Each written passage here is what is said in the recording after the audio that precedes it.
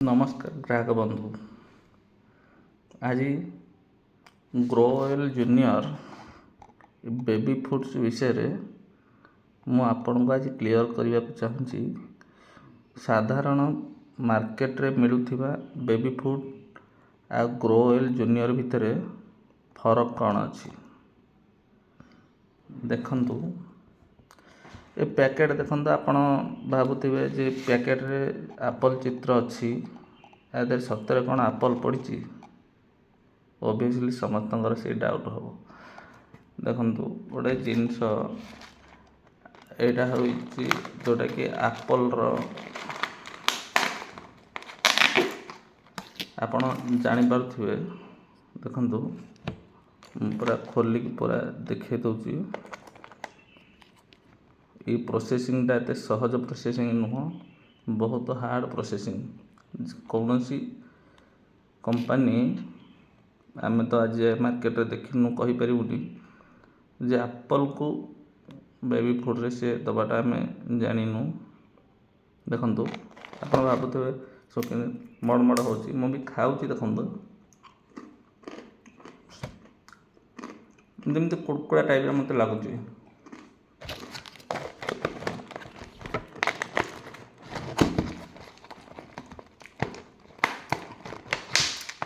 ଏଇଟା ଯେତେବେଳେ ପ୍ରୋସେସିଂ ହୋଇଯାଏ, ଟିକେ ଜଷ୍ଟ ସାମାନ୍ୟ ପିତାଳିଆ ଟିକେ ରହେ। ଆପଲ୍ ଭାବୁଥିବେ ଆପଣଙ୍କୁ ଆପଲ୍ର ବାସ୍ନା ଏଇଠି ଆସିବ।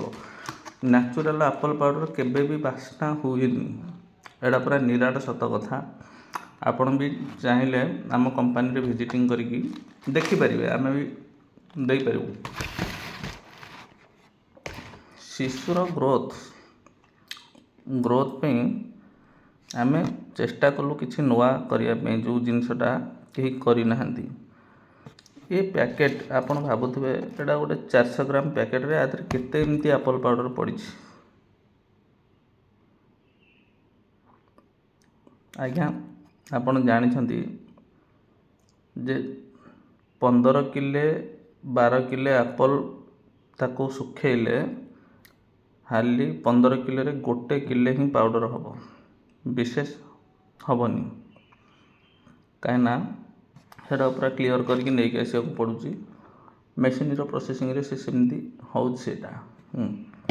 କିନ୍ତୁ ଏଇ ଯେଉଁ ଜିନିଷଟା ଆମେ କାହିଁକି ଛୁଆକୁ ଦେଲେ ଏଇଟା ଭଲ ଅନ୍ୟ ତୁଳନାରେ, ଏଥିରେ ଆପଣ ବୁଝିବା ଦରକାର। ଗୋଟେ ପ୍ୟାକେଟ୍ରେ କିଲେ ପ୍ଲସ୍ ଆପଲ୍ ଆ ଦେହରେ ପଡ଼ିଛି, ଯେଉଁଟାକି ଆମେ ଏଠି ଲେଖିଦେଇଛୁ।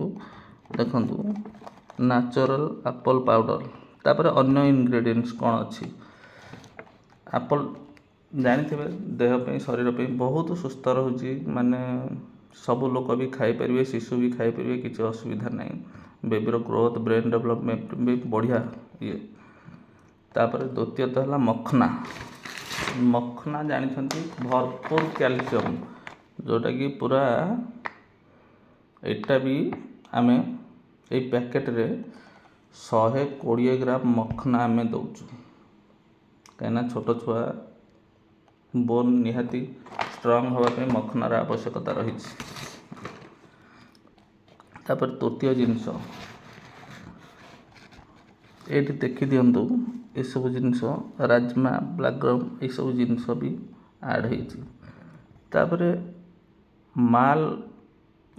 ଗୋଟେ ଜିନିଷ ବନେଇବାର ବି ଆଉ ଗୋଟେ ତରିକା ରହୁଛି। ସେଟା କ'ଣ କହିବା ଯେ ଆ ଦେହରେ ମିଲେଟ୍ସରେ ଇଏ ତିଆରି ହେଇଛି, ଯେଉଁଟାକି ସାଧାରଣ ବେବି ଫୁଡ଼୍ ଠାରୁ, ମାର୍କେଟର ବେବି ଫୁଡ଼୍ ଠାରୁ ବହୁତ ଉନ୍ନତ ଧରଣର।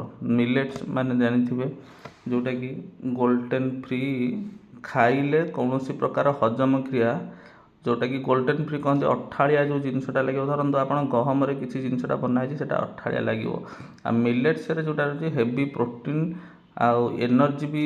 ଦେଖନ୍ତୁ, ୟାର ଏନର୍ଜି ମୁଁ ଏଇଠି ଦେଖାଇ ଦେଉଛି।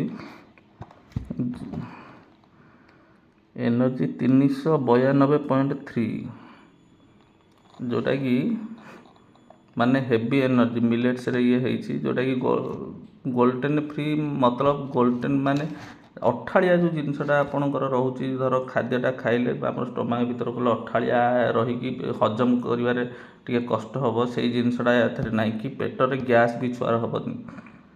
ତେଣୁକରି ଇଏ ପୁରା ଗୋଲ୍ଡେନ୍ ଫ୍ରି ହେଉଛି। ମିଲେଟ୍ସରେ ବହୁତ ମିଲେଟ୍ସ ଆ ଦେହରେ ପଡ଼ିଛି, 5-7ଟା ଭେରାଇଟିର ମିଲେଟ୍ସ ପଡ଼ିଛି। ମିଲେଟ୍ସରେ ଇଏ ବନା ହେଇଛି। ମିଲ୍କ ପାଉଡ଼ର, ଯେଉଁଟାକି ପ୍ରୋସେସିଂ ହେଇକି ମିଲ୍କ ଦିଆହେଉଛି। ଏଇଟା ଆପଣ ଆ ଦେହରେ ଯଦି କ୍ଷୀର ନ ମିଶେଇକି ବି ଖାଇବେ, ତାପରେ ବି ଛୁଆକୁ ବହୁତ ଉପକାର ଦେବ। ଆଉ ଗୋଟେ ପଏଣ୍ଟ କ'ଣ ରହିଲା ଦେଖନ୍ତୁ, ଏ ଦେହରେ ସୁଗାର ମିଶିନି। ଆପଣ ଜାଣିଥିବେ ସୁଗାର, ହ୍ୱାଇଟ୍ ସୁଗାର ହେଉଛି ବିଷ ସଦୃଶ୍ୟ, ଯେଉଁଟାକି ଅନ୍ୟ କମ୍ପାନୀର ଡବା ଗୁଡ଼ାକ ଆପଣ ଦେଖିବେ ଛୋଟ ଆକାରରେ ଏଠି ଲେଖା ହେଇଥିବ, ଯେମିତି ଜଣାପଡ଼ିବନି। ସେଠି ଲେଖା ହେଇଥିବ ସୁଗାର 45 ନହେଲେ 40% ଅଛି। ଆପଣଙ୍କୁ ମାନେ ବେବି ଫୁଡ଼ ଆପଣ ସେଇଟା ଲେଖିବା ମାଣ୍ଡାଟୋରି। 100% ଆପଣ ଏଠି ମେନସନ୍ କରିବେ ଏଠି କ'ଣ ଦେଉଛନ୍ତି, ନହେଲେ ଆପଣ ମାର୍କେଟରେ ବିକ୍ରି କରିପାରିବେନି। ଏଇଟା ପୁରା ନିରାଟ ସତ କଥା। କେହି ମନ ଇଚ୍ଛା ବି ଲେଖିପାରିବେନି, କୌଣସି କମ୍ପାନୀ ବି ଲେଖିପାରିବେନି। ମୁଁ ମୋ କଥା ବି କହୁନି। ଏଠି ଦେଖନ୍ତୁ ସୁଗାର ପର୍ 100 ଗ୍ରାମରେ 5.94, ଯେଉଁଟାକି 40-45 ଗ୍ରାମ ରହୁଛି। ଅନ୍ୟ ଦେଖିବେ ଭଲରେ ନଜର ପକାଇକି ଦେଖିବେ, ଅନ୍ୟ ଡବା ଯେତେବେଳେ କିଣିବେ, କେଉଁ କମ୍ପାନୀ ନାଁ ବିଷୟରେ ମୁଁ କହିବିନି, ସେଠି ଲେଖା ହେଇଯାଇଥିବ ସୁଗାର କେତେ ରହୁଛି, ଯେଉଁଟାକି ଆପଣଙ୍କ ଶିଶୁକୁ ବହୁତ ପରିମାଣର ଉପକାର ଦେବ। ପଏଣ୍ଟ ଏଇଠି ଦେଖନ୍ତୁ ପୁରା ରେକର୍ଡ଼, ଆ ଦେହରେ ସୁଗାର ନାହିଁ କହିଲେ ଚଳେ। 5% ସେ ସେମିତି କିଛି ନାହିଁ। ତାପରେ ଟେଷ୍ଟ କଥା ମୁଁ କହିବିନି।